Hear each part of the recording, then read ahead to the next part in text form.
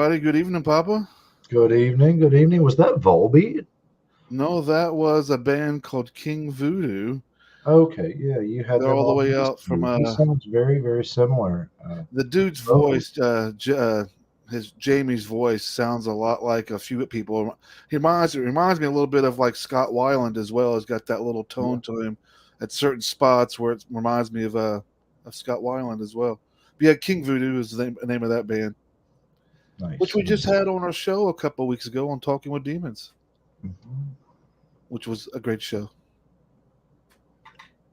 Did you watch it, Papa? I have not yet. I am so behind right now.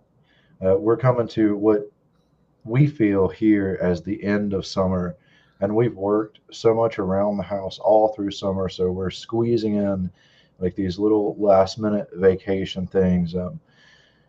The zoo for Ilva's birthday, the stay over in Silver Valley, down to Ocracoke Island, and out on the beach. So we've been crazy the last few weeks to just get in all that before what's going to transition into, believe it or not, holiday season I know, for right? us We're just a with couple work. months away. I mean, people are gifting until December, but uh, people start ordering earlier and earlier.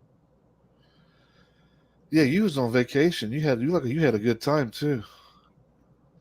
It was awesome. Cindy and I, we try to do it in two parts. We try to work it in for the kids to have a great time, of course, first and foremost. Something for them to do, something fun, new experience. They've not yet been to the ocean until this last visit, so that was the first thing. But then our history hunting sort of takes over, and so if we can throw that in and mix it all together and learn all about That's the what I'm real big on. Blackbeard, the real Blackbeard, the pirate, and the history of Ocracoke and the Outer Banks of North You Carolina. do kind of look like Blackbeard.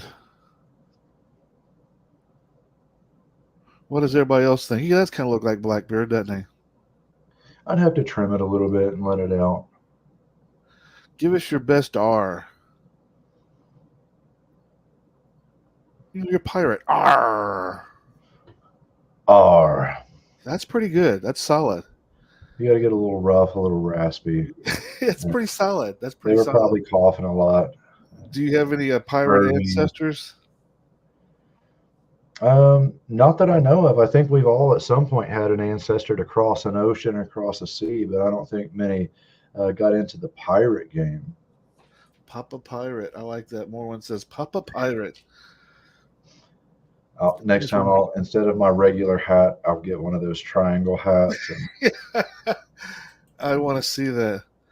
Mary Beth as a Papa Pirate. Hang on here a second. Question. Mary Beth says, which good evening, everybody. Hello, Morwen. Hello, Mary Beth. Hello, Cliff. Good evening, Thomas. I'm not sure who else is on here, but good evening to the ones that I see here in chat. Welcome to Talking with Demons. Tonight's show is actually a Q&A. We're doing a little bit of a Q&A. Get some questions together as we're doing the show, and then we'll see them. We'll answer them.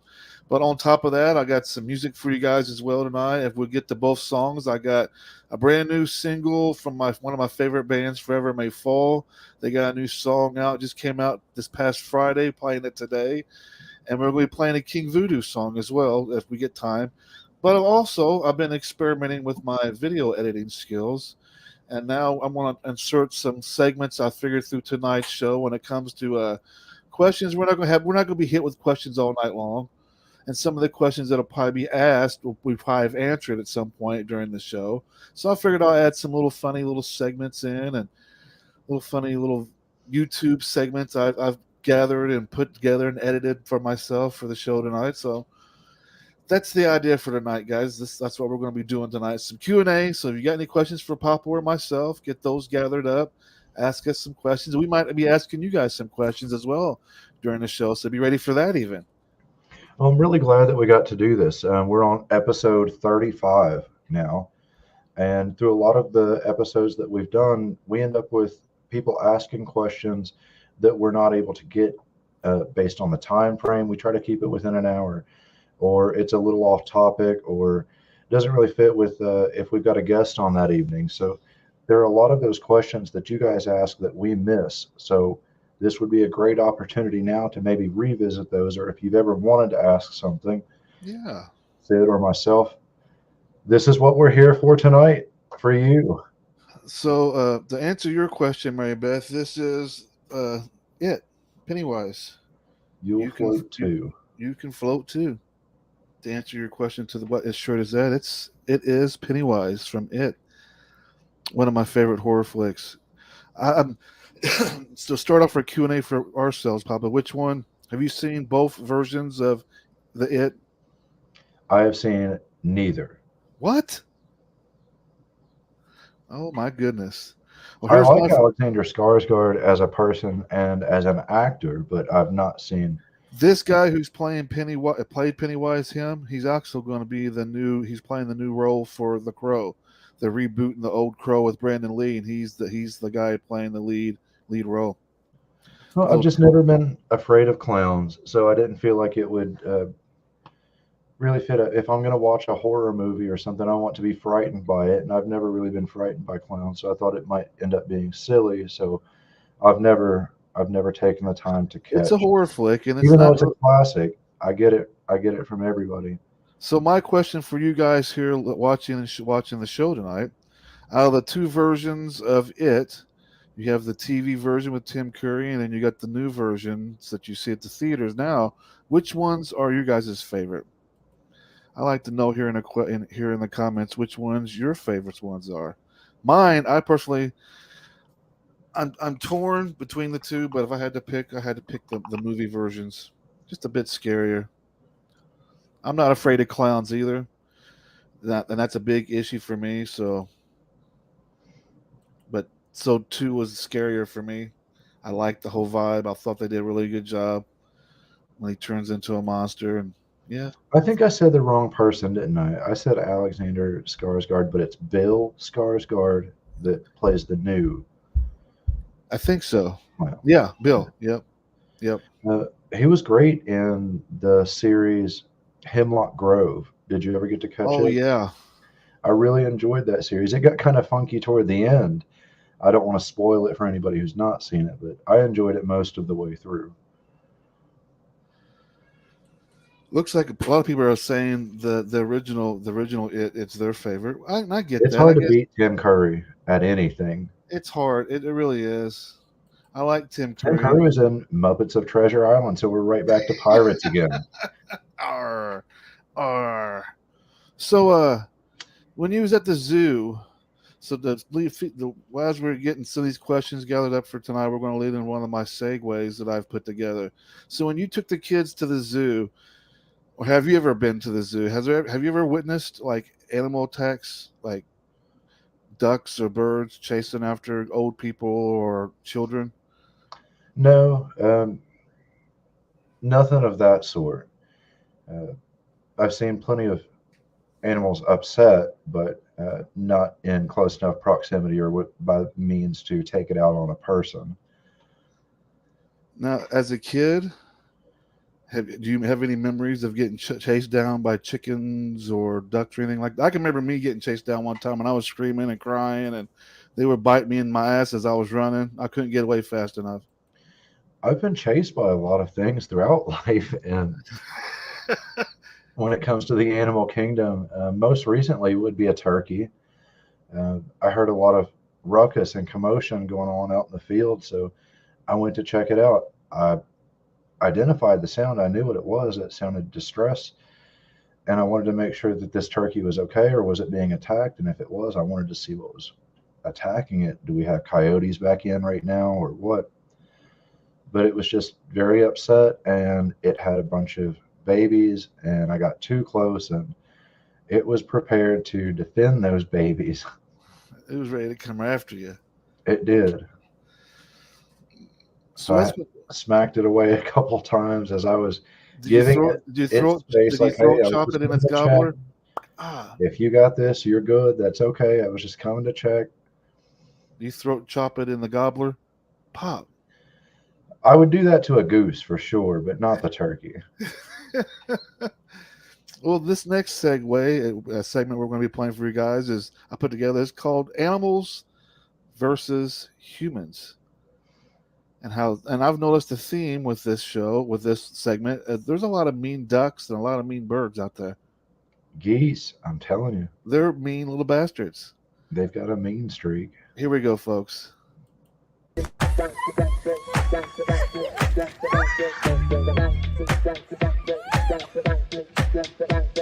Is that a Ninja Turtle? Look, it done knocked her on her ass. If it put her flat on her back, that's a Ninja Turtle. That's a Ninja Turtle.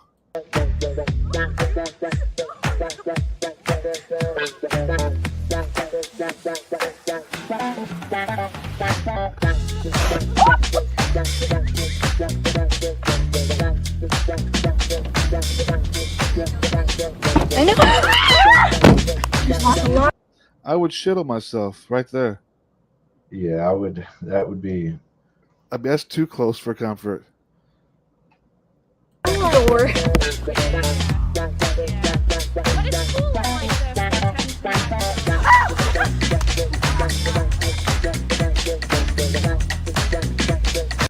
Now, when I watched this the first time, put this together, this is pretty fun. The turkey seems chill as fuck right here, doesn't it? What? Real chill. Not worried about it at all. Until this motherfucker comes rolling around right here to the right, coming up. Yeah, I see him. Look at this motherfucker here. Look. He's wanting the shit.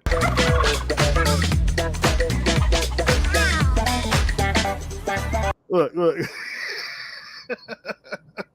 He is wanting to fight.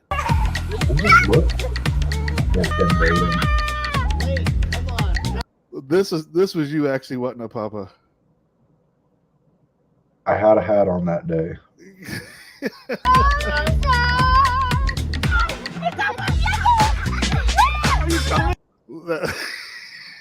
Now look at her face. Watch her in anguish.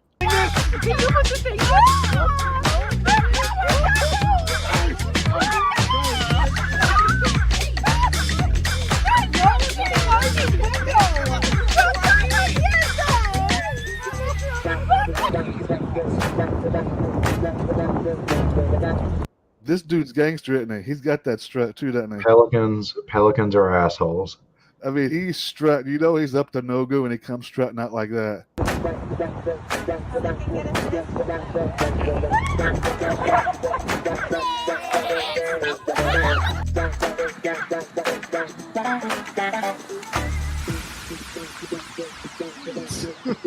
You gotta grab him by the neck. Is this where the throat punch comes in? You gotta grab him by the neck. That's a mean ass geese. Oh. Run, Bobby, run! Run, Bobby, run! And Bobby is gone. We have Gus, Hawkins, and Scott's idea.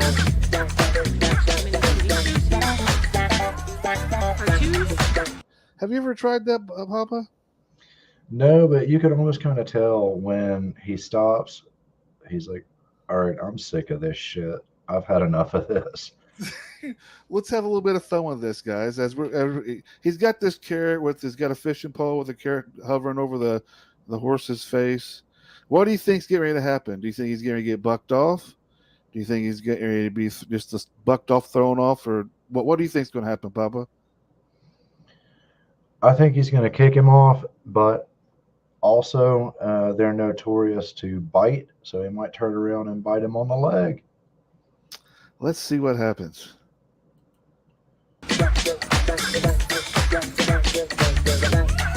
Nope, mean ass cow. Oh, another mean ass cow. Goodbye.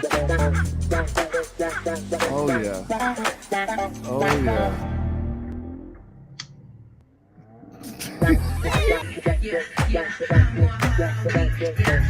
Wait, I didn't get it.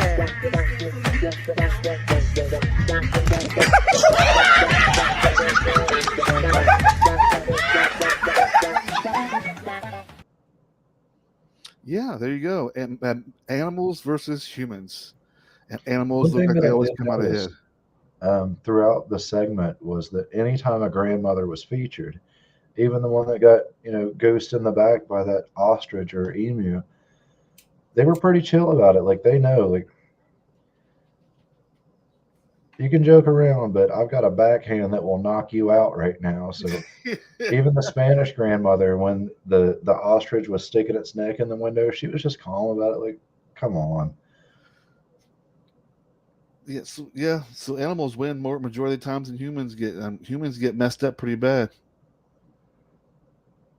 But yeah, a little Ninja Turtle in the front. Mary Beth has a question for us, or maybe for you, Papa. Since you're on movies, since we was on movies, any movie that actually creeps you out?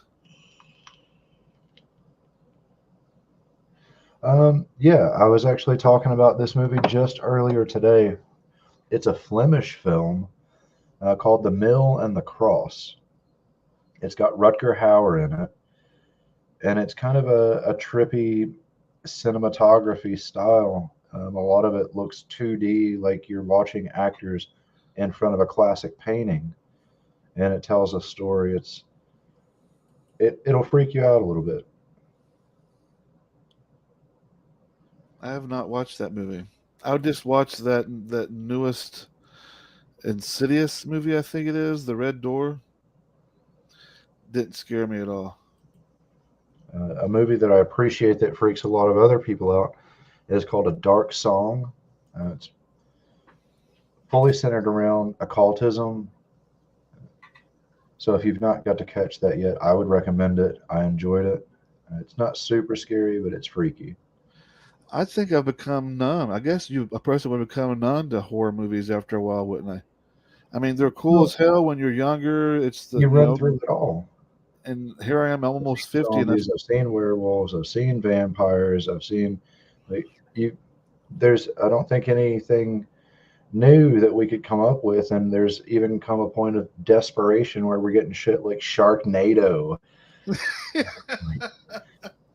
in the horror genre now. I just watched. Mary Beth says right here, the Pope's Exorcist was creepy but good. I did watch that with Russell Crowe. That was okay, but it wasn't scary. It was just like another story being told of like the Exorcist. I mean, you've seen one of them. For me, it's like you've seen all of them. I tell you what. I tell you what shows as not a movie, but it's more like television programs or the ghost hunter shows where they're going out and chasing paranormal. Certain moments when they capture certain things on camera, and they first find it. Sometimes I might get a chill up my arm or something like that, going, "Damn, there it is, really." And then of course sometimes you look at them, you're going, "Okay, this is bullshit." But those moments like that where you legitimately go, "Oh shit, man, they really did catch something." Those moments are kind of creepy for me. The paranormal, the ghost stuff really can creep me out, I guess. Demons and exorcists and exorcisms, nah. Morwan says, I like mindfuck movies. There's a Japanese horror movie called Infection. My mind was fucked for a while after watching that. And Mary Beth says here, Human Centipede was actually made me sick. It's extreme. And honestly, documentaries are horror flicks. Things done in the past and current echo docs. Yeah, that scares me. Yeah, that's where I'm at. Certain things that you just kind of, I know a lot of the shows that you see on like Discovery Plus, or a lot of it's put on, and I get it. Because let's see here, Susie says those Ghost Adventure guys make me laugh when they squeal, but that when they do catch paranormal on camera, it's cool. And Ghost Adventures are cool. And there's another program as well that the Ghost Hunters. I like them guys because they try to disprove. They don't try to go in and the mindset of this place is haunted. They're going in and trying to prove that it's not haunted. So they'll find every reason or any logical explanation of why something's happened before they'll say, "Oh, this place is haunted." Yeah, you're going to trust the skeptic because the skeptic is on your side. Yeah. So I like what they do. Them guys try to disprove anything that's haunted and try to give a logical explanation of why. And then there's I like that pair. Tanya's comment because that shit really is scary. We get so caught up in our feed. Our feed is mostly pop culture, and so a lot of what's really going on in the world is behind closed doors or hidden from us.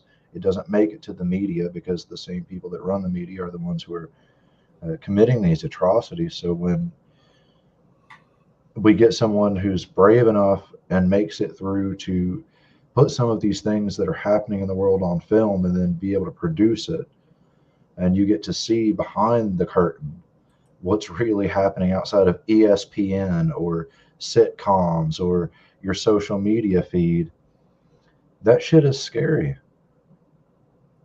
It really is. Documentaries are the worst too because you're actually seeing what goes on outside of what the cameras are or the media is allowing you to see. You get like behind the scenes, and it's some scary shit out there, really.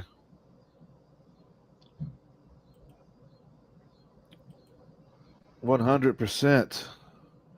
So what's some more questions you guys got out here for us? This is a Q and A as well. Not only are we just chilling tonight, but we have we want some questions.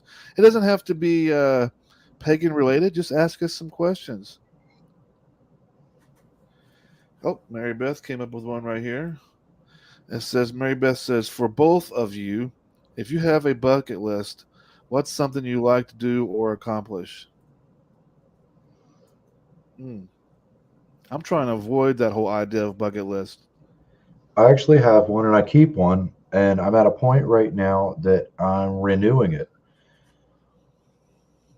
I had a short bucket list that I thought was going to take a lot longer to get to, but Cindy and I have checked quite a few of those things off in the last year. One of them was making that pilgrimage to Tate Springs and Judah Rock. And so now, having got to do both of those, uh, I need to renew my bucket list, come up with a few new things, and maybe I a don't. little bit further out, maybe a little bit bigger. I'm trying to sit here and ponder on a bucket list that I would do, and fuck, man, I've done a lot of things, man. To be honest, in my life, so it'd be hard for me to say. Well, I mean, I'm not. Some would say, "Hey, jump out of a plane. That's a bucket." No, no, thank you. I'm not fucking with that. You're not getting me to jump out of an airplane. There's no thrill for me and screaming all the way down as I'm fucking facing Earth, getting ready to smack it. No, just no, thank you. So as far as bucket list, I don't know. I don't know what. I mean, I've set goals in my life, and I pretty much hit them, but they're not like huge goals. But I don't really have a bucket list. I don't think. I think Fire in the Mountain for me, the event that we're going to have up here in November. I think I could probably check that off as a bucket list because I've always wanted to experience something like that. So I would say that's a bucket list item for me. So I would say Fire in the Mountain. Well, now the pressure's on.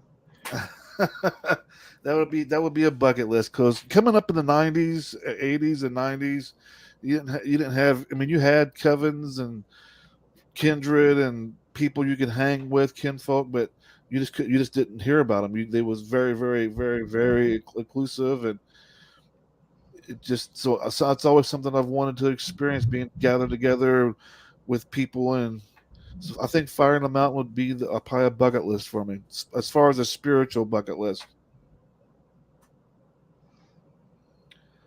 Here is another question.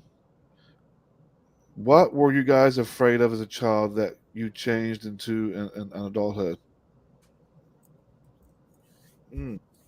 What were you guys afraid of as a child that changed into your adulthood? So like into change, like is carried on to our adulthood?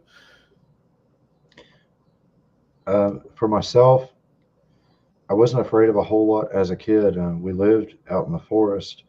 A lot of kids that grow up in the city have that fear of the forest. What's out there is Bigfoot out there, the stories about wolves, Little Red Riding Hood, all that kind of stuff. So I never really had a whole lot that I was afraid of as a kid. Um, except for the worry that I might become or turn into my father. And that's something that as I've transitioned into adulthood, I've assuredly made every effort to not do. And so that fear is no longer there. I guess my response would be, what were you guys afraid of as a child? I was scared to get caught. Well, then stop being a troublemaker. That's where it's going. If I had to save my childhood, I'd be afraid not to get caught because I was always getting myself in trouble, and I knew the repercussions of what I would get if I got in trouble. But it's so damn fun to be a little troublemaker at the time. I can think of so many things that I've done bad as a kid, and the whole main goal of doing shit was never getting caught. I guess that's why I didn't get caught a lot, but when I did, there were pretty epic moments. But yeah, what I was afraid of getting caught. Susie has a question for us. What's your favorite way to recharge or things to do in your tools downtime, you time? For for me, I'll just disconnect. I disconnect from social media almost to I just kind of pull away from all my chat rooms. Sure, people tell me, why do you leave? Because I'm habit of leaving chat rooms, and a lot of people just mute them, and I have to disconnect from all of it. I have to disconnect completely and tone and zone everything out. So my phone will be sitting down. You'll see a few posts here and there. Keep things active, but I won't be in chats. I'll leave chats sometimes, and I'll come back, but I have to totally disconnect and then me disconnecting then allows me that silence that I need, and it stops all little voices or things that I got to do out of my head, and I can just totally unwind and relax and recharge. That's for me. That makes perfect sense. We're in a place now in time, in culture and society that we're very fucking bored people. We've lost a lot of our hobbies. We don't pursue our hobbies the same way that we did maybe 15, 20 years ago. But social media is very easy. It's an instant connect. But it's the very thing that's draining us because when we do connect, we see all the turmoil, we see all the strife, we see all the arguing and the bickering and the bad news and the complaining. So we get bored, we get on the thing to alleviate our boredom, and then that drains our battery. But much like Sid, I disconnect also. I get out in the woods, I go down to the water, and when you get away from those things, you can breathe. You can Yeah. breathe. And I love to do it, especially with my kids. If we're here at the house, I'm working, or if they're doing stuff, it's almost sometimes, some days, like chaos. There's just so much noise coming here and there. This person doing this person doing this. And when we all go out to the woods together or down to the water together, we're all so caught up in just enjoying that time that all of that other dissipates. It's just gone. And so that's that moment where you can breathe, you can exhale and recharge for me. Yeah, it's crucial for me because I spend time. What we do, so much of what we do is here on social media, and it can get hectic, especially when things start to pick up, like it has for us here on the page here on Facebook. It becomes hectic, and you're trying to keep up with algorithms and individuals and your life. And so for me, just disconnecting from all social media chat rooms. I'll still be present a bit, making a few little funny posts here or there or something. But I have to disconnect totally from social media altogether. And then once I get that quiet time where I'm just me or me and the kids, I can recharge my battery, and I don't have to worry about anything that's going on around me. I don't have to worry about picking up my phone because I'm not part of nobody's chat at the moment. Just makes it easier for me. I just can't partially do it because I still you when you look at when you hear the phone ding, you're gonna want to pick it up and look at it. Even if you mute it, you still know you're there and you want no wonder what's going on. So you gotta leave. You gotta go. I gotta get out. But that's just me. But Papa, do you consider yourself a good friend? Do I consider myself a good friend? Like how Absolutely. like do you have any bad friend qualities? Um, Sometimes I do take those breaks, like you had mentioned, and I'm not always there right at the moment when a friend may need me. But if they really need me, they know how to get a hold of me. They have my phone number. If I'm off Messenger or off social media, they can text me or they can email. But I guess my bad friend quality would have to be that I'm not always available online. There's not always access. Sometimes I go out into the woods and I'm gone for hours and I don't have cell service at all, even if you wanted to text me. That's true. That's true. Well, this next segment for tonight, I'm giving everybody 11 reasons why I'm not a good friend. Here we go.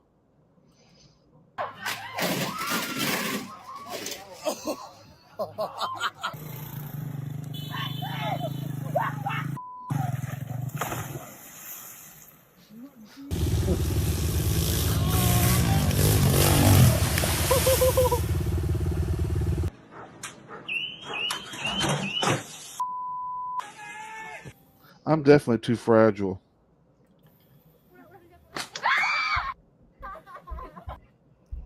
And not outdoorsy either.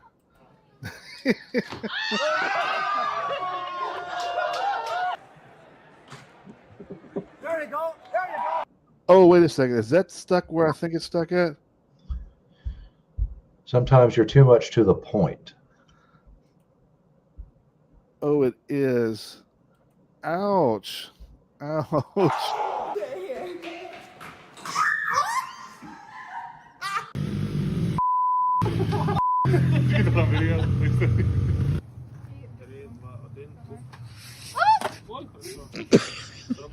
Go!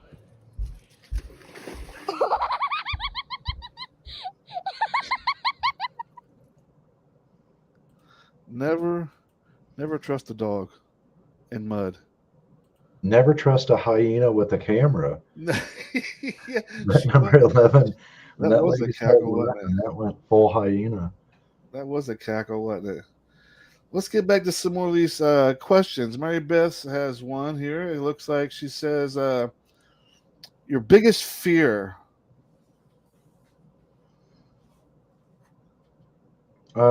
Drowning, I guess. I will never go in a submarine. I will dive. I'll swim. I'll swim in just about anything, but drowning is my biggest fear. So you're never going to see me in any kind of submersible. I had a dream one time as a kid. It was more a nightmare that I was put in like a burlap bag and thrown off a bridge into a river. And even though I could swim, I couldn't get out of the bag to swim. And uh, that was terrifying for That's a me as a nightmare kid. for sure. So I've always had this fear of drowning. I think that's why I'm so drawn to the water, to constantly be in it, facing that fear, swimming, introducing myself to it, just being there and present. Like, hey, I'm here. I'm not afraid. My biggest fear, uh, I would say not being around to see my kids get older. That's probably my biggest fear. I want to see them become teenagers at least. So that's that. I guess that's constantly on my mind a lot. I guess so. That would to the point that it does make me fearful or anxious or have anxiety or something. But my biggest fear would probably be that not making it, not being able to see the kids grow up to be young men. That's my biggest fear, I guess. If that counts. I'm getting I old. don't count it because I feel that even if I've passed on, I'll still be here in spirit to see all that and witness all that and be there to help guide them and continue being Papa for for my kids. Yeah, I mean, I get that too, I guess, but that's not. But I absolutely understand what you're saying. And it's a tough thing. Especially when you're old having kids. It's like, okay, when you're old, when you're in 40s, you're still, my early 40s when I first had kids, first two, I was like, oh, okay, this is not too bad. But when you start getting older and you start realizing, okay, I'm aging. Here comes the grays. I struggle. You're a lot more calmer than what I was when I was in my 20s. So that was but my biggest fear for me, I mean, yeah, I can think of it in a spiritual way, I guess, and I'm always going to be there, which I will always be there. But I guess it's just a sense of I want to be there in the present and in flesh and blood to see what they become and as young men. I mean, I guess I'll see it, but in a spiritual, I don't know. I guess that's just complicated, isn't it? I just made it complicated. It's a tough subject. It's a tough topic to have to think about your mortality, and not in your ways, but considering your children Well, yeah, because you think the when they're fear, not grown or adults. my fear would be that I passed away while they were young, and it scars them as they become adults. Not having their dad around, dad dying. I see what it did to my family. Like when my mom passed away, he totally changed. When his dad passed away, it changed him. Then his mom passed, and I've seen that what it does with, like, especially with my, like, was personally with my oldest son. I wasn't around very much with him, and it just ruined him in a sense. I ruined it in a sense for him. So yeah, I guess that's my fear. I want to see. I want to meet. I want to see that my two boys become good grown men.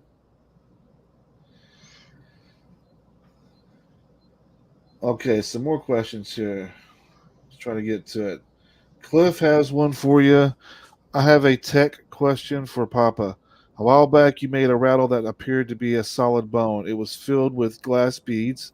How did you clean that out? I can't wrap my head around that one. You don't have to answer that one live, considering it's a trade secret.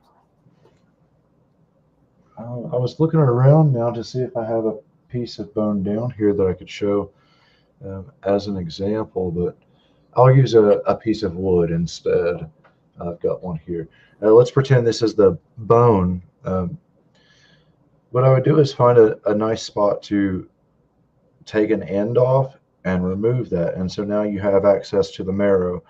You can let that dry out, and then I would take a small stick, and I don't have a small stick, but I've got an incense stick here, and I would take a piece of sandpaper and do it like you're rolling a doobie, and roll that sandpaper around the stick. And then with that hollow end, you can take that sandpaper in and clean all that dried marrow out and pound it out, dump it out. And then you've got that nice clean inside of the bone. And then you can fuse that bone back together in a few different ways. And I'll save those trade secrets for another time.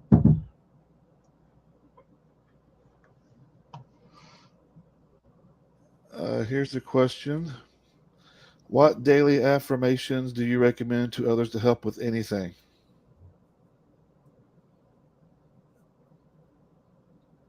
Be grateful.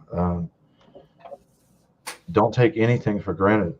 When you wake up in the morning, I take a lot of my inspiration in life from a great hero or leader to me, and that was Chief Tecumseh from the Shawnee.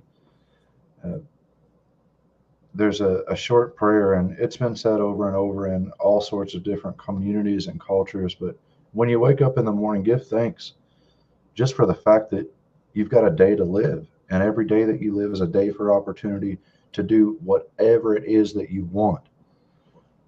It doesn't have to be this slave away all day, every day. But every day that you are here and living and breathing is a day that you have an opportunity to do something that you want to do in life. So give thanks for that. Appreciate that. That's Great. my biggest affirmation too. Every day, I'm grateful to be awake, able to move, able to do the things that I do. You have to go on every day being grateful, and once you start reminding yourself of that, a lot of people don't take a lot of things for granted, right? And it's sometimes forget to be grateful for even the small little things that you do, the smaller rewards you've got to be grateful for as well, and we forget about it sometimes. And so I try to remind myself every day of all the reasons why I have to be grateful for something. Like the last couple of days, I purchased a vehicle. I got to get it plated. Then I got another vehicle that's down, and I got to get front end fit work done on it. I thought it was going to be a simple fluid fix, and it turned out to be a whole front end issue. So a lot of things are going on that's going crazy, but I have to stop and remind myself, okay, well, at least I'm grateful that I'm in a position where I'm able to fix these repairs and do these things. Yes, they may be going bad right now. Things are going wrong, but I'm grateful that I have the money to be able to make the repairs to get things back in order.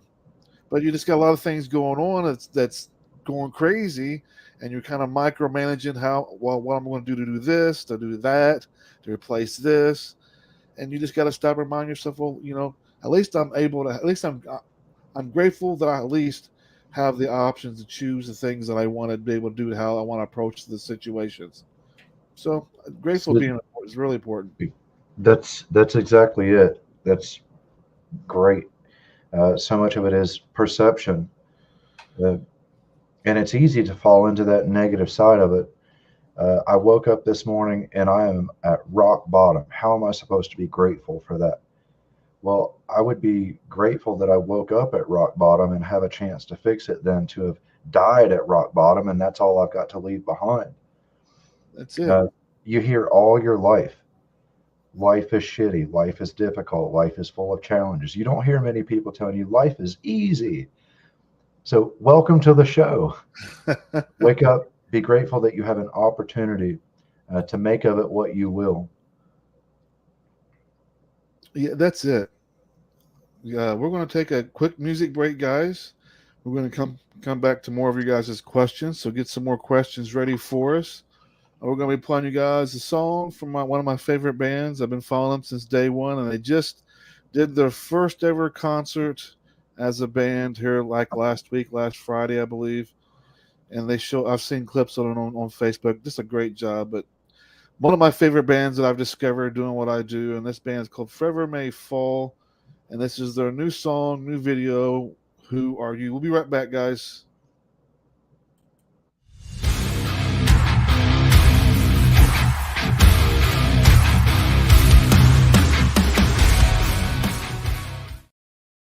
Fjallvættir Workshop is dedicated to the old ways, offering a wide selection of animist ritual supplies, divination tools, altar goods, and home decor, including premium reindeer hides imported from traditional herders in northern Finland. Whether you're just starting your spiritual journey or looking to expand your collection with a custom drum, we have everything you need. Visit our online store at fjallvættir.com and discover the beauty of mountain spirit. We're Forever May Fall, and you're watching Inner Demon Media.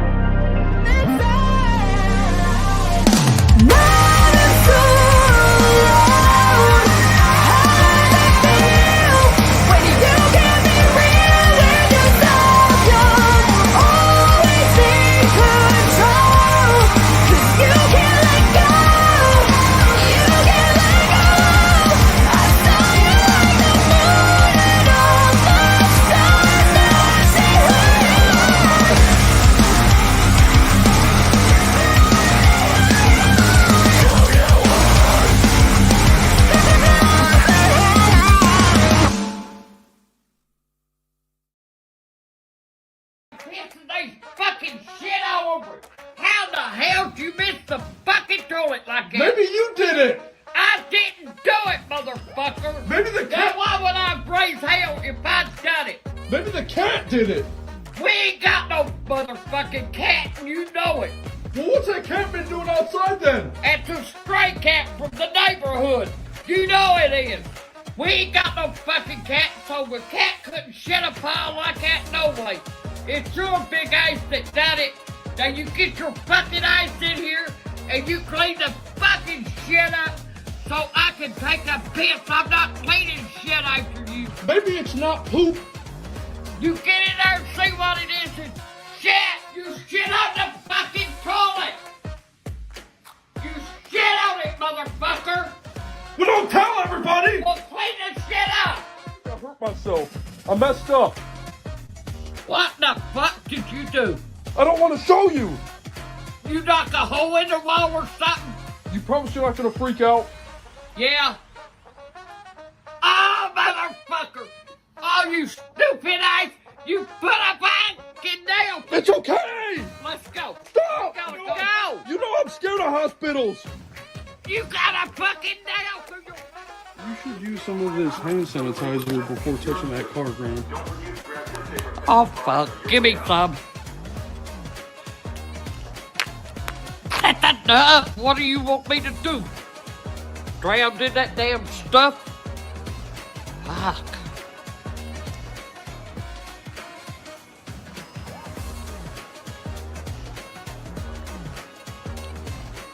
Oh, motherfucker! Son of a bitch! What'd you put on my fucking hands? What are you talking about, Graham? I asked you what did you put on my damn fucking hands? Hey, Granny, What? will you give me this pen? No, Why not? It's on sale. I don't give a damn if it is. Look at it. It's cool. Oh! Oh, you son of a bitch! Look at me! You squirted me all over. You got What's me wrong with squirted it? all- Welcome back. That's Angry Grandma's Meltdowns of the Week. She's a good one. She is. And before that band you just heard, song, the video, Who We Are, that was Forever May Fall. Go follow them here on Facebook. Go to their YouTube channel, Forever May Fall. Go load that song, give them a thumbs up, like, share it out. Great band. Good song, too, wasn't it? That was an awesome song. And I know it might sound like a weird commentary on the video, but watching the video and the lead vocalist does not look like a person that you would meet out at a restaurant or somewhere and imagine make those kind of sounds or that sort of music. I've been following that band She's since rocking. day one, and the very first song that I heard was called Aftermath, and it's really been fun to watch the progression of this band, but from the very first song to where they're at now, finally out there, they feel like they're comfortable enough to go out there and start doing live shows, and they're putting new music out, and they're progressively getting better and better and better. But it's the story, the writing of the lyrics, the storytelling that she does for these songs are from personal experiences. Aftermath was what she had to deal with after her alcohol addiction. And then this song here, Who We Are, you have to accept who we are as an individual, come to terms with some of these, what we do here around here, those inner demons. Hers was her addictions, and if she didn't stop, she would end up in that coffin that you've seen in the video. So it's just really cool to see this band start from where they began to where they're going and where they're at today. It's been really cool to see. And then even right before that, I can't remember what the name was, but there was an ad that you played that was just absolutely amazing too. Something about some sort of like spiritual wares or something. Oh yeah. I can't remember it, but that was great. I really, really enjoyed that one. So let's see, we got any more questions here for us, Papa. Mary Beth has a question, and I don't even know if I want to. I'll give you the answer right now. No. No. I'm done. that one way or another, I'm done. Don't worry. I mean, I'm happy with the two boys that I have now. I like to have a girl, but I don't want to get too old where I'm just not able. I'm not able to keep up. And here I am, almost 50, and I'm not going to. I don't know if I'll be able to keep up or not. So no, my answer is no. Same here. No questions asked. Thanks, Papa. Cliff says, thanks, Papa. I've made a couple bone flutes, kind of the same process. And Mary Beth has another one too as well. How do you gather strength when you need it? Music, nature. What's your methods? Where do you gather your strength up at? For me, I don't want to sound like the angry grandma, but I'm going to be real honest with you. How do you gather strength when you need it? Remember who the fuck you are. Remember, Angry Papa. that you're a badass. Find that strength in yourself. Be that strength for yourself. And if you can't find it in yourself, look first to your ancestors. And if you don't have ancestors to look to, if you don't know your family line, your family tree, your history, just look around you. You're going to see badass things happening throughout nature, whether it be the force of water in the stream or the river, or the trees that stand against the wind, or the birds that shouldn't even be able to fly, but they do. They go anywhere they want. And that's badass, and that's strong, that's strength to go and to live and to be and to exist. You can find inspiration to be strong in anything, but you got to find what speaks to you. I'm going with Papa. Remember who you are. That badass.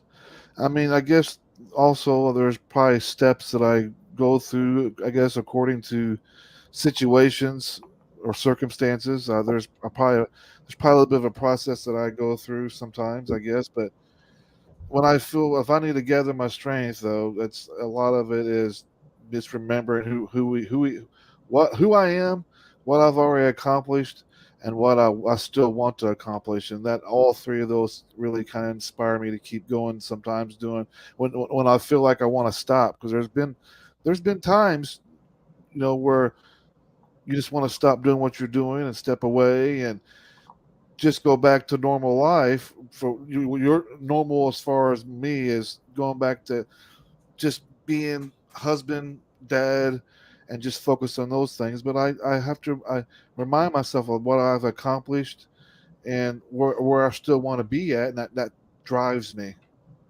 And that's where I When gather you my can do strength. that, everything else, whether it be music or a certain song, that's just like the cherry on top. If Yep. you put that in yourself already and you get pumped up and you get that strength and then you put that song on, it's over. You're going to do whatever it is that you set out to do. Yeah, and and this is going to sound a little bit contradictory too as well, but when it comes to gathering your strength, also accepting some of your failures as well. That can strengthen you and give you a lot of drive to want to keep pushing forward. And that's been a big one for me. Is okay, this didn't work out for me. This doesn't vibe for me. So I'm going to count this up as something that I didn't work out, a failure, and I move on and keep going, destined for the greatness. Keep pushing for the greatness. Those personal things, because you got to see that you persevered. You are still here. You are still doing it. And I know a lot of people aren't going to get on with this or jive with this. We did an episode a few weeks ago where we got on the topic of ancestry, and somebody's like, I have no idea. I don't know. I was adopted. I don't know any of my ancestors. So again, I know a lot of people may not get on with this, but for me, I find a lot of strength in that, because in learning those great grandparent stories and how they persevered and their successes and their failures and their hardships, not just all the good, but the bad too. I'm connected to them literally by blood, by bone, by DNA. And so, in my belief in the spirit world, they are here with me, still watching over me, helping to guide me, and they're there for me when I go through those hardships because we have that common ground. I've taken time to learn about their hardships, so they're there to pick me up. They're there to pat me on the back, and anytime I have success, They're there for I the learn about their accomplishment. success too, and we get to celebrate together. It's not just me here in the downstairs workshop celebrating by myself because I've made a sale on something. I've got a whole team here in spirit celebrating that success because they're proud. And I'm that way too. I think because for me, I like to look back and see where the family tree, the struggles of where the family started from, and seeing the bloodline passed down, and then seeing where the family name is doing now is always cool for me to look back and see all the struggles of where the Ryder family had, and then seeing how, like for myself, broke that kind of that cycle with the family and took off in a whole totally different direction than what everybody else basically did in my family. So it's cool, and you're right. They're there to celebrate your accomplishments. They're there for your hard times, and they're always going to be around. And one way or another, they're celebrating you or lifting you up. And that's one of those crucial things for so many people nowadays because we experience a lot of hardships and a lot of people feel I'm alone. I'm going through this alone. I don't feel like I have anybody I can talk to about this. I'm not comfortable talking to other people about this, whether it be my friends or even a stranger as a therapist or a psychiatrist.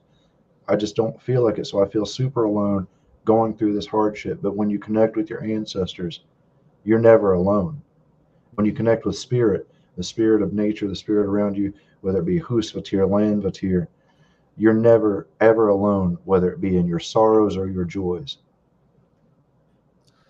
That's so true to remind yourself of that too, because we do when things go bad, we do tend to sit there and say that, oh man, I'm alone through this. I'm guilty of it as well. There's been some like past couple of years I've felt that where I've felt alone, and I never really was drawing any strength from my ancestors, and I could have easily drawn strength from my grandmother, where she went through these kind of hardships where she lost her parents at an early age. She lost her husband when the kids were young. She died at a young age. When she did get remarried, it was an abusive relationship. So she went through all these things, and I could have pulled strength from that and encouragement from her, hey, but I didn't. You're right. So I'm guilty of it, and we should do it more. Because One there's more thing something that I they can would give love you. to, There's something they can offer you because they've been through similar hardships themselves. then it's just that pat on the back. It's that comfort of someone else being there. Um, and the last thing that I would like to touch on this subject that I think I even mentioned in that episode, for those people out there that don't know their ancestry, don't know their family, don't know their history, just because you don't know who your ancestors are doesn't mean your ancestors don't know who you are. So they are there with you. Even if you don't know them, you don't know them by name, you don't have a family tree or a book that you can go to see about them, see their pictures, or know their stories. They know you. Yep. You're born of them. You share that blood, that DNA, That that last name, you go look on ancestry.com or just any website that gives you a history of your last name. Even you can even pull a little bit from that and find out at least a little bit of something about who you are, and draw strength from that. Find connections just through your last name. What's that last name mean? What has the writer name done and throughout time, and maybe you'll find connections that way. Even if you don't know their name or don't know who it is, like Papa said, though they know you, but you can find some sort of connection, I guess, by just finding a little bit of history about your last name and what that last name actually means and what you've done, what that name has done. It could help. It could help. Oh, let's see. We got any more questions here, Papa? I really enjoy Morwen's comment here. If you don't have a bloodline, you can always draw strength of the earth herself. The earth is life and the carrier of all life from past and present. That power can heal, that power can guide. Absolutely. I agree. Mary Beth says the only thing with pain and struggles is that you're not alone. We've all been everybody's been through it, and everybody processes it different. And it's just a nice reminder for everybody out there who has been or has gone through stuff that they're not alone. I think it's okay to imagine who our ancestors might have been in situations when we didn't know who they are.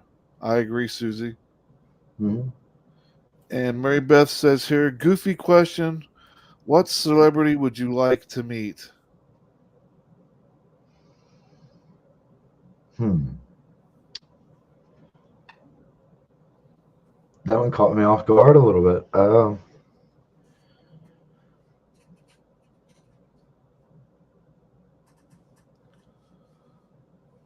Maybe Wes Study.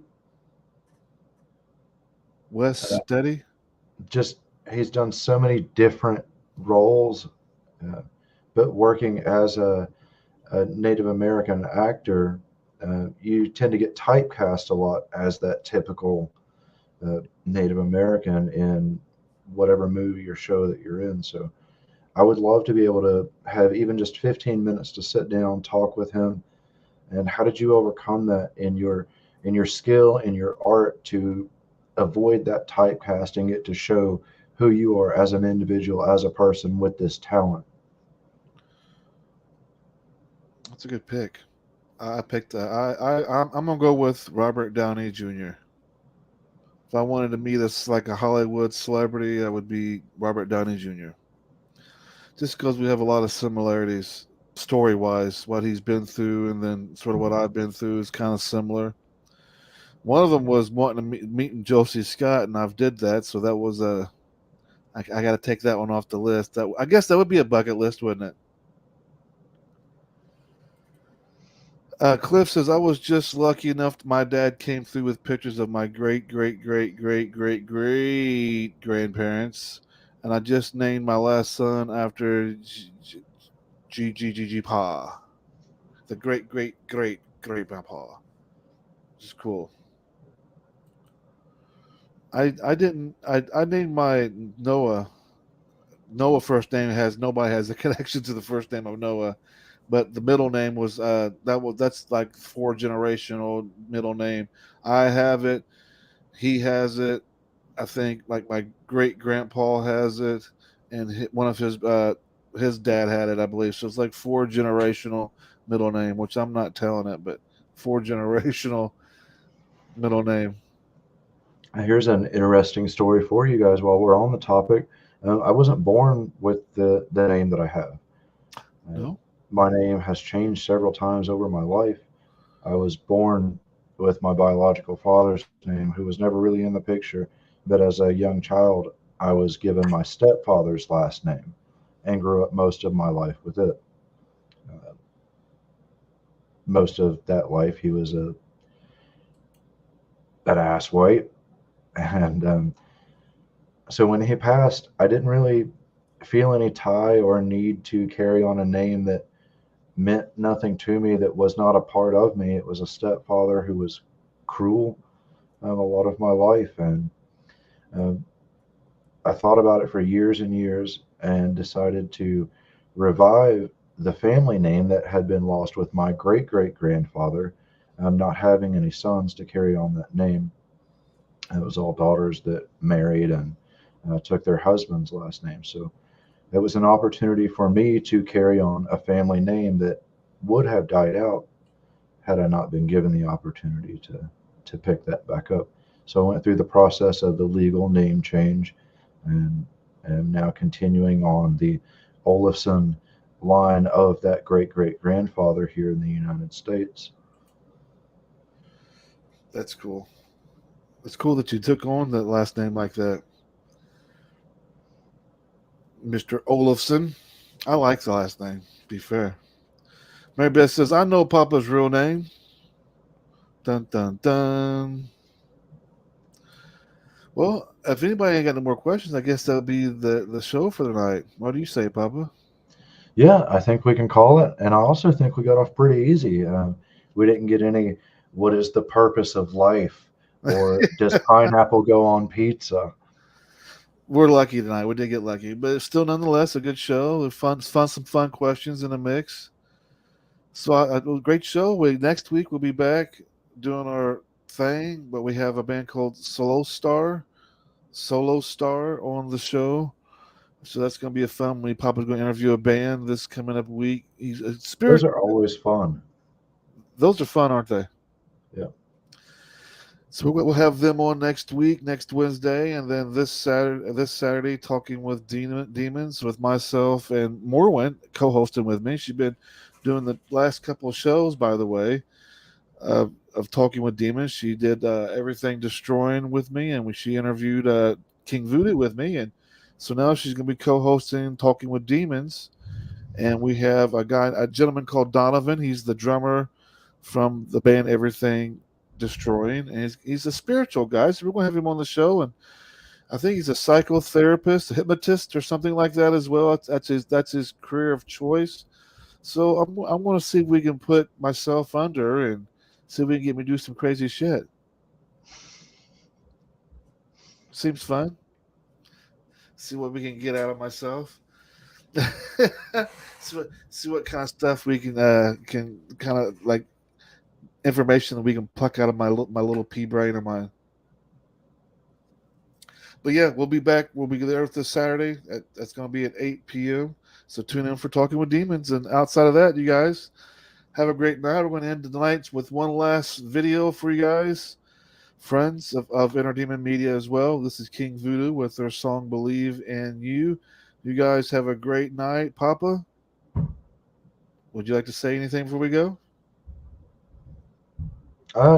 Not so much. I'm still reeling from the last week and catching back up with everybody.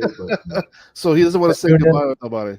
Talking with Demons Saturday, and as always, catch us here on Wednesday nights for Talking with Heathens. It's always a pleasure, no matter what we're talking about or who we've got on, guest-wise, band-wise, or just talking with you guys here. I'm always trying to figure something out to keep it fun and fresh. All right, you guys have a great night, Papa. We'll have a great night as well, and catch you guys Saturday, 8 p.m. for Talking with Demons. I don't fucking like you. What? I said I don't fucking like you. You don't like me? No.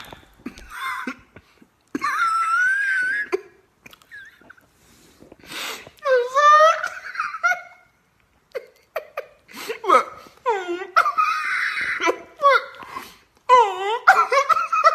Bitch, I don't give a fuck. I don't give a fuck.